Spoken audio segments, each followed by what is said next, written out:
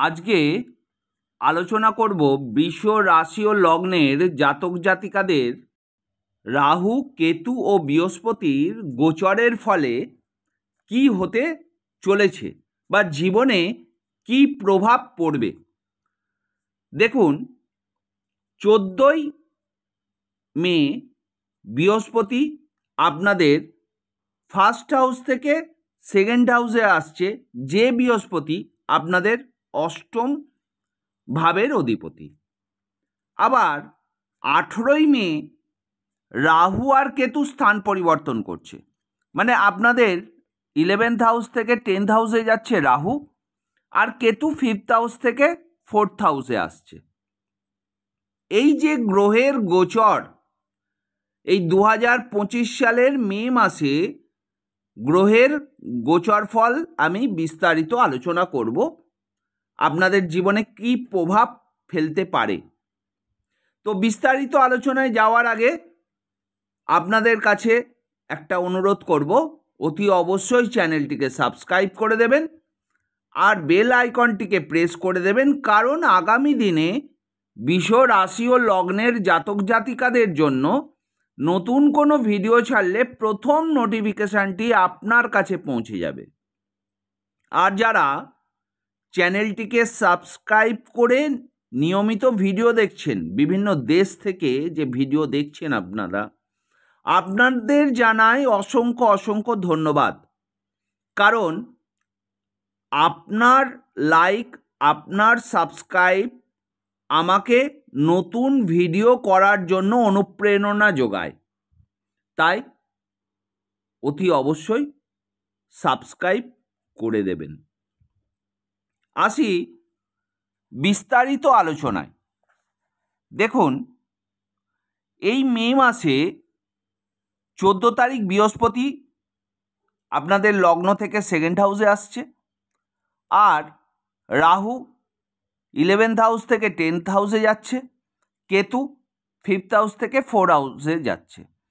এই যে তিন গ্রহের যে রাশি পরিবর্তন বা ভাবের যে পরিবর্তন হচ্ছে, সেক্ষেত্রে আপনার কি প্রভাব ফেলতে চলেছে আসছি বিস্তারিত আলোচনায়। আপনার অষ্টম ভাবের অধিপতি বৃহস্পতি দ্বিতীয় স্থানে প্রবেশ করায় আপনার আর্থিক বিষয়ে কিছু পরিবর্তন আসতে পারে। অপ্রত্যাশিত সূত্র থেকে ধন লাভের সম্ভাবনা যেমন থাকতে পারে, তেমনি পারিবারিক ক্ষেত্রে কিছু ব্যয় বৃদ্ধিও হতে পারে। দ্বিতীয় ভাব বাক্যের স্থান, তাই আপনার কথাবার্তায় পরিবর্তন আসতে পারে। জ্ঞানগর্ভ আলোচনায় আগ্রহ বৃদ্ধি পেতে পারে। তবে অষ্টমপতির প্রভাবে কখনো কখনো রুক্ষ বাক্য ব্যবহার থেকেও সাবধান থাকা উচিত। মানে আপনার কথাবার্তা সংযত হওয়া উচিত। কোনো বাক্য যখন বলবেন বা কাউকে যখন কোনো কথা বলবেন, অতি অবশ্যই ভেবে চিন্তেই বলবেন। এবার বৃহস্পতি দৃষ্টি দিচ্ছে আপনার কোথায় কোথায়? আপনার ষষ্ঠভাবে, অষ্টমভাবে আর দশমভাবে দৃষ্টি দিচ্ছে। তাহলে ষষ্ঠভাবে দৃষ্টি দিলে ষষ্ঠ ভাব থেকে আমরা বিচার করি রোগ, শত্রু, প্রতিযোগিতা। এই ভাবের উপর বৃহস্পতি দৃষ্টির ফলে পুরনো রোগ থেকে মুক্তি পেতে পারেন। কর্মক্ষেত্রে প্রতিদ্বন্দ্বীদের মোকাবেলা করতে সক্ষম হবেন। আইনি জটিলতা থেকেও রেহাই পাওয়ার সম্ভাবনা রয়েছে, কারণ বৃহস্পতি আপনার সেকেন্ড হাউসে একটি বছর থাকবে। এই একটি বছরের মধ্যে আপনার এই প্রভাবগুলি দেখা যেতে পারে। অষ্টম ভাবে দৃষ্টি দিচ্ছে। অষ্টম ভাব থেকে রহস্য, বাধা, অপ্রত্যাশিত ঘটনা, রক্তপাত এইগুলোকে বিচার করা হয়। তাহলে নিজের ভাবের উপর দৃষ্টি দেওয়ায় কিছু বাধা এড়িয়ে যাওয়া যেতে পারে। আধ্যাত্মিক বিষয়ে আগ্রহ বৃদ্ধি পেতে পারে। অপ্রত্যাশিত কোনো সুযোগও আপনার জীবনে আসতে পারে। আবার দশম ভাবেও দৃষ্টি দিচ্ছে। দশম ভাব থেকে কর্ম খ্যাতিকে আমরা বিবেচনা করে থাকি। কর্মক্ষেত্রে উন্নতির সম্ভাবনা দেখা যায়। আপনার কাজের স্বীকৃতি আপনি পেতে পারেন। ঊর্ধ্বতন কর্তৃপক্ষের সঙ্গে সম্পর্ক আপনার ভালো থাকবে। সহকর্মীদের সঙ্গেও কিন্তু সম্পর্ক ভালো থাকবে। এবার রাহু দশম ভাবে গমন করছে 18ই মে। তাহলে রাহু সেই জায়গায় গমন করে আপনার কর্মজীবনে অস্থিরতা আনতে পারে। নতুন কোনো সুযোগ এলেও সিদ্ধান্ত নিতে আপনার দ্বিধাবোধ হতে পারে।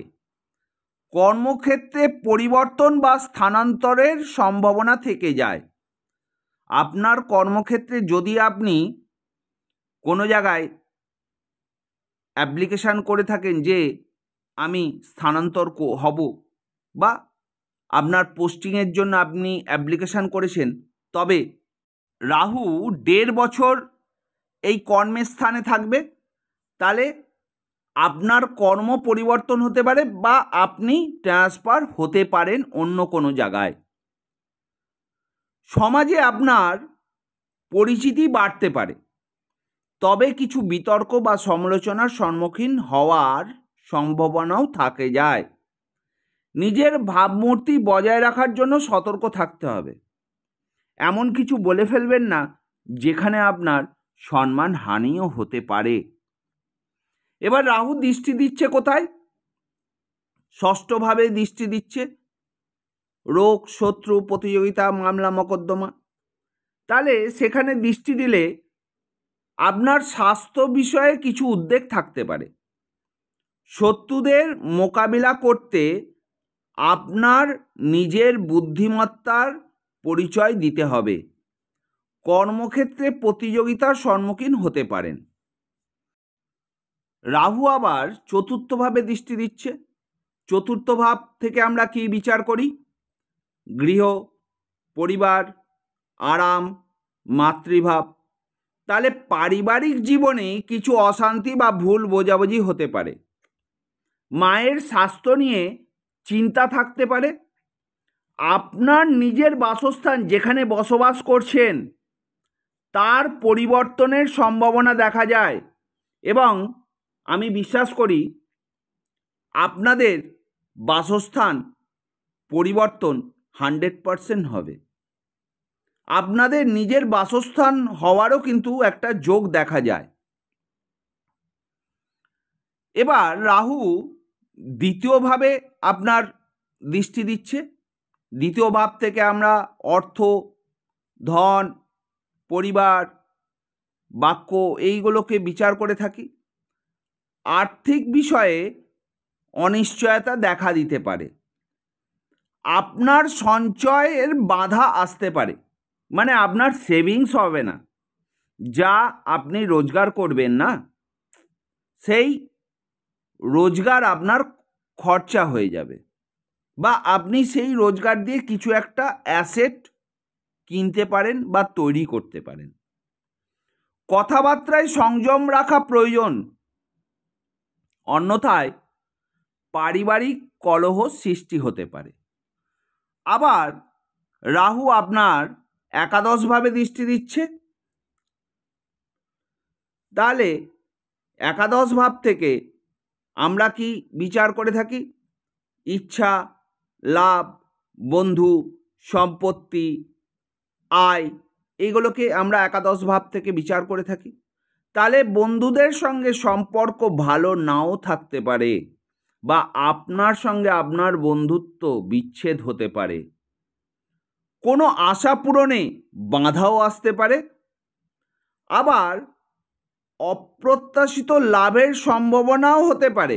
আবার অপ্রত্যাশিত লাভের সম্ভাবনা থাকলেও তা অনিশ্চিত হয়ে যেতে পারে। ধরুন কেউ আপনাকে টাকা দেবে বলেছে, বা কেউ আপনাকে কোনো জিনিস দেবে বলেছে, হট করে শুনলেন 1 সপ্তাহ পর কি 10 দিন পর সে ডেট দিল সে সেই সময় আপনার মুখের ওপর বলে দিল আমি দিতে পারবো না। এই রকম একটা সম্ভাবনা থেকে যায়। এবার কেতু 18ই মে আপনাদের 5th হাউস থেকে 4th হাউসে গমন করছে। তাহলে কেতুর 4র্থ স্থানে অবস্থান পারিবারিক জীবনের বিচ্ছিন্নতা বা একাকিত্ব বোধ সৃষ্টি করতে পারে। মায়ের স্বাস্থ্য নিয়ে উদ্বেগ থাকতে পারে। গৃহের কাজে অনীহা দেখা দিতে পারে। আবার মানসিক অস্থিরতা বৃদ্ধি পেতে পারে। আরাম ও শান্তির অভাব বোধ হতে পারে। কোনো বিষয়ে বিতৃষ্ণা জন্ম নিতে পারে। কেতু দৃষ্টি দিচ্ছে দ্বাদশভাবে, দশমভাবে, অষ্টমভাবে, পঞ্চমভাবে দৃষ্টি দিচ্ছে।